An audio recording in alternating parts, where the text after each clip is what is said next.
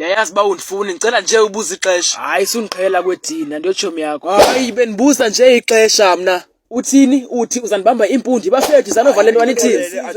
Kwenzeka ntoni apha? Le ntwana ithi mandiyivezele impundu zam bafethu. Hayi nikho khohlakele boy impundu. Hayi bafethu uyaxoka lo mjida. Mfethu thula futhi ngibani ixoko biza mna ngexoko ndikubizanga ngexoki. Ndakubetha mna kwethini ungaze ufuna undiqhela kuthi saza kubetha kwethini. Ndakade ngibona endleleni ufuna ubona impundu zikabani. Betha kwethini. Tyhini undibizela ngexoko.